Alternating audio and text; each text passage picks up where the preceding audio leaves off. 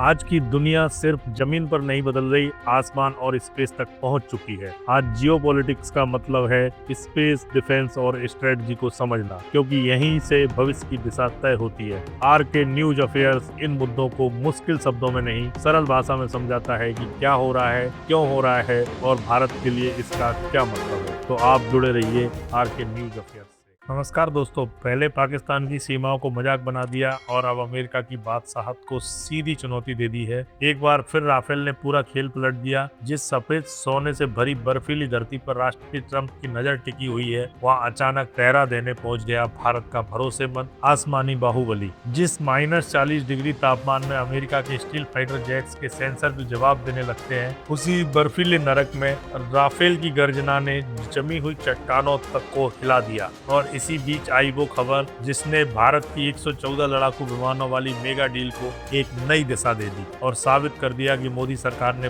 America को पहले ही क्यों ठेंगा दिखाया। दोस्तों, दुनिया का नक्शा एक बार फिर बदलने वाला है। एक तरफ दुनिया का सबसे ताकतवर देश अमेरिका और दूसरी तरफ वो बर्फीला द्वीप जो आने वाले समय में पूरी दुनिया का खजाना बनने वाला है। वाशिंगटन में बैठे बॉस ने एक फरमान जारी किया, एक ऐसा सपना देखा जिसे पूरा करने के लिए वो किसी भी हद तक जाने को तैयार थे। उनकी नजर उस सफेद जमीन पर थी जिसे वो अपनी जागीर बनाना चाहते थे। दुनिया को लगा कि अब अमेरिका अपनी मनमानी करके ही रहेगा, क्योंकि उसके सामने खड़ा होने की हिम्मत आखिर किसमें है। लेकिन तभी आसमान का सीना चीरती हुई एक आवाज गूंजी। ये आवाज किसी अमेरिकी फाइटर की नहीं थी, न ही रूस के किसी पुराने जेट की। यह उस शिकारी की आवाज थी जिसे भारत ने अपनी सुरक्षा की रीढ़ बनाया है। वही मशीन जिसने कभी पाकिस्तान के बंकरों में बैठे जनरलों की नींद उड़ा दी थी। जब दुनिया सोच रही थी कि अमेरिका की दादागिरी के सामने सब झुक जाएंगे, तभी यूरोप के एक कोने से उठी एक चिंगारी ने बर्फ के उस रेगिस्तान में आग लगा दी। यह कोई साधारण मिलिट्री एक्सरसाइज नहीं थी,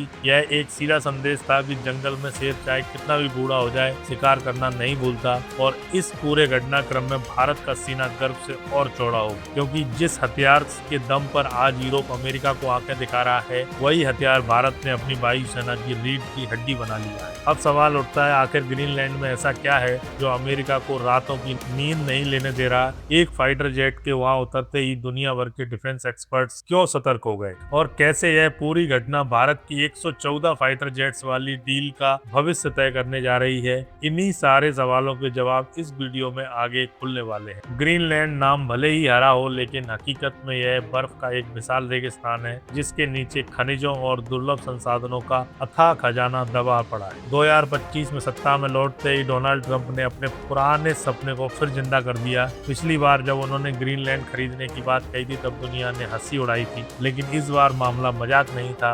डेनमार्क पर दबाव बनाया गया, टैरिफ की धमकियां दी गई, व्यापारिक प्रतिबंधों का डर दिखाया गया। अमेरिका चाहता था कि आर्कटिक के इस अहम इलाके पर उसका पूरा कंट्रोल हो ताकि रूस और चीन दोनों को घेरा जा सके। लेकिन यूरोप कोई दूध पीता बच्चा नहीं है। डेनमार्क ने दो टूक जवाब दिया, ग्रीनलैंड बिकाऊ नहीं है। और इस ना को ताकत देने के लिए डेनमार्क ने अपने सबसे बड़े भाई फ्रांस को बुलाया। फ्रांस ने भी देर नहीं की, उसने अपनी तिजोरी से अपना सबसे कीमती हीरा निकाला, राफेल फाइटर जेट, और उसे सीधे ग्रीनलैंड के आसमान में उतार दिया। यह अमेरिका के मुंह पर एक कूटनीतिक तमाचा था। जिस जमीन को खरीदने का सपना देखा जा रहा था, वहाँ अब यूरोप के लड़ाकू विमान उड़ रहे थे। यह सिर्फ अभ्यास नहीं था, यह शक्ति प्रदर्शन था। संदेश साफ था, दोस्ती अपनी जगह, लेकिन अपनी जमीन के लिए दोस्त से भी टकराना पड़े तो पीछे नहीं हटे। और अब बात उस मशीन की जिसने इस पूरे जियोपॉलिटिकल खेल को पलट दिया, राफेल। ग्रीनलैंड जैसे इलाके में जहां -50 डिग्री तापमान, बर्फीली हवाएं और जीरो विजिबिलिटी आम बात है, वहां बड़े बड़े जेट्स जवाब दे देते हैं।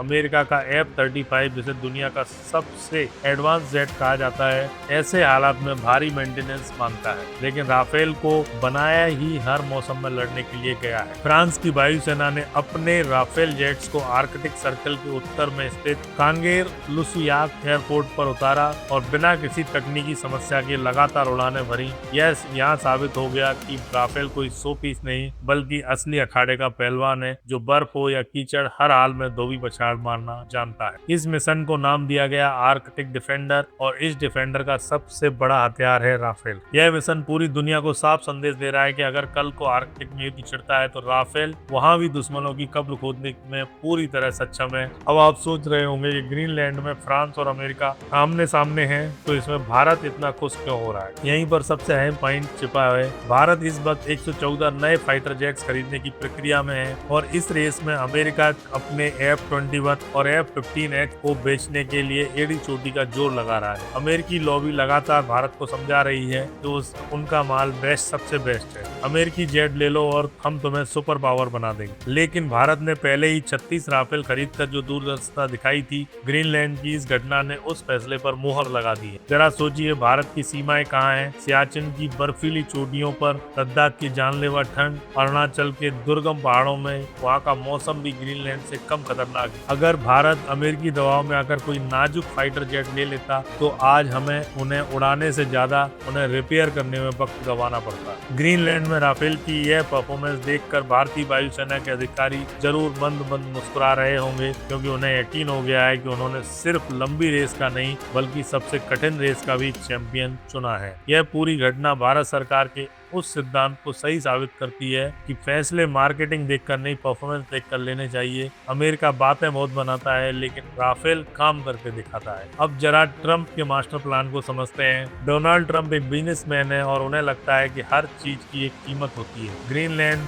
उनके लिए सिर्फ बर्फ का टुकड़ा नहीं बल्कि रेयर अर्थ मिनरल्स का खजाना है। वही मिनरल्स जिनसे मोबाइल टावर, कंप्यूटर, सैटेलाइट और मिसाइलें बनती हैं और जिन पर आज चीन का दबदबा है। ट्रंप चाहते हैं कि चीन की बादशाहत खत्म करके अमेरिका इन संसाधनों पर कब्जा कर ले। प्लान दमदार था लेकिन तरीका गलत निकला। ट्रंप यूरोप को डराकर यह सौदा पक्का करना चाहते थे, मगर फ्रांस के राष्ट्रपति इमैनुअल मैक्रों ने राफेल बेचकर इस मास्टर प्लान में कील ठोक दी है। राफेल की ग्रीनलैंड में मौजूदगी यह साबित करती है कि यूरोप अपनी सुरक्षा खुद करने में सक्षम है। उसे हर वक्त अमेरिका की छतरी की जरूरत नहीं है। और इसी के साथ राफेल की जो ब्रांडिंग दुनिया भर में हो रही है वह किसी सपने से कम नहीं। पूरी दुनिया देख रही है कैसे एक ओमनी रोल फाइटर जेट जो हवा से हवा में, हवा से जमीन पर और यहाँ तक कि न्यूक्लियर मिशन में भी सक्षम है, अमेरिका की नाक के नीचे जाकर अपनी ताकत दिखा रहा है। यह अमेरिका के डिफेंस मार्केट के लिए भी खतरे की घंटी है। जो देश अब तक अमेरिकी विमान खरीदने की सोच रहे थे वे अब राफेल की तरफ झुकने लगे। भारत तो पहले से ही राफेल का दीवाना है, अब यह दीवानगी और पक्की होती दिख रही है। खासकर भारत की 114 फाइटर जेट्स वाली मेगा डील में राफेल की दावेदारी पहले से कहीं ज्यादा मजबूत हो चुकी है। अब वापस भारत के मुद्दे पर आते हैं। फाइटर जेट्स की यह डील, जिसे मदर ऑफ ऑल डील्स कहा जाता है, करीब 20 अरब डॉलर से भी ज्यादा की है। अमेरिका, स्वीडन और रूस ऑल इन लाइन, लेकिन ग्रीनलैंड की इस एक घटना ने राफेल पलड़ा भारी कर दिया। भारत को ऐसा विमान चाहिए जो लद्दाख की कड़कड़ाती ठंड में चीन के J-20 को धूल चटा सके। ऊपर से राफेल में लगा मीटियोर मिसाइल सिस्टम उसे दुनिया के सबसे खतरनाक घातक फाइटर जेट्स में शामिल करता है। 100 से 150 किलोमीटर दूर से ही दुश्मन को राख में बदल देने की क्षमता, जिसका चीन और पाकिस्तान के पास फिलहाल कोई तोड़ नहीं है। जब ग्रीनलैंड के ऊपर राफेल ने उड़ान भरी होगी तब उसके रडार ने सैकड़ों किलोमीटर तक पूरे इलाके को स्कैन कर लिया होगा। यही क्षमता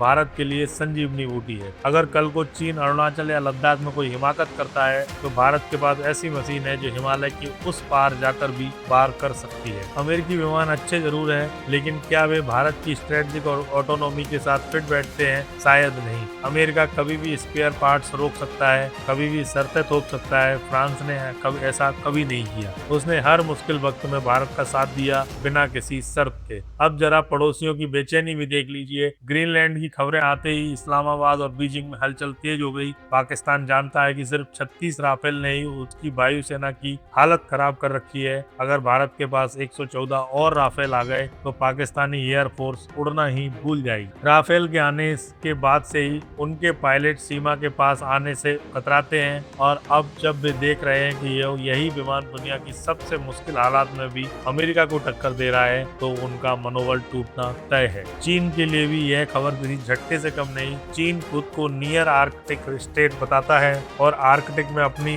पकड़ बनाना चाहता है, लेकिन राफेल की तैनाती का मतलब है कि नाटो और यूरोप वहाँ और मजबूत हो रहे हैं। अगर भारत के पास ज्यादा राफेल आए तो हिंद महासागर से लेकर हिमालय तक चीन को घेरना और मुश्किल हो जाएगा। राफेल की स्पेक्ट्रा इलेक्ट्रॉनिक वारफेयर सिस्टम इतनी खतरनाक है कि यह दुश्मन के रडार को जाम कर देती है। दुश्मन को पता भी नहीं चलता कि मौत कहां से आई है। ग्रीनलैंड मिशन में इस सिस्टम की भी टेस्टिंग हो रही है, जो भारत के लिए किसी फ्री ट्रायल से कम नहीं। बिना 1 रुपया खर्च किए हमें दिख रहा है कि हमारा विमान असल जंग में कितनी तबाही मचा सकता है। अगर आप खबरों से आगे जाकर रणनीति को समझना चाहते हैं, अगर आप जानना चाहते हैं कि स्पेस, डिफेंस और ग्लोबल पावर भविष्य को कैसे आकार दे रहे हैं, तो आर्क के न्यूज अफेयर्स से जुड़िए। इस वीडियो को लाइक कीजिए, चैनल को सब्सक्राइब कीजिए और बेल नोटिफिकेशन ऑन रखिए, क्योंकि यहाँ शोर नहीं, स्पष्ट सोच मिलती है। आपका एक सपोर्ट हमें वह आजादी देता है जहाँ विश्लेषण डेटा से चलता है, डर से नहीं। आर्क के न्यूज अफेयर मतलब where strategy meets reality. Thank you दोस्तों।